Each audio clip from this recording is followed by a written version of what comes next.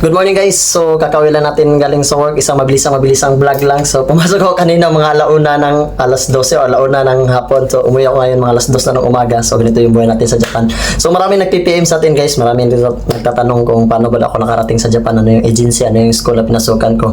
Actually guys, bago ako pumunta sa Japan, marami pa akong pinagdaanan. So pumasok po ako sa BNTC sa Laguna, Calamba, Laguna, Davao pa po ako. Pumunta lang ako ng Laguna para doon mag-aral ng Japanese kasi study now pay later kasi sila yung PNTC. Nandun yung agency nila is White Dove, so almost 6 months ako nung nag-aral ng Japanese, and then 2 months ata sa skills o machining yung kinuha ko. So nag-school ako doon ng way back 2015. So nakaalis ako 2016 hanggang 2019, nakabalik ako dito sa Pinas.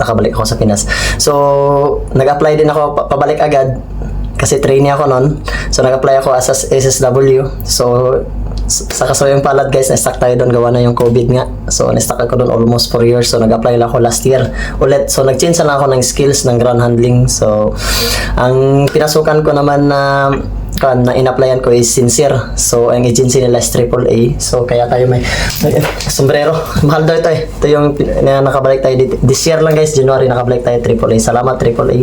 And nagpapasalamat din ako sa PNTC kasi sila yung way ko, stepping stone ko sila dito sa Japan. So hope na may nakuha kayong idea guys. God bless you all. So mahirap po ang buhay namin dito sa Japan. Masaya lang kami tignan. Pero mahirap po yung trabaho. God bless you all guys.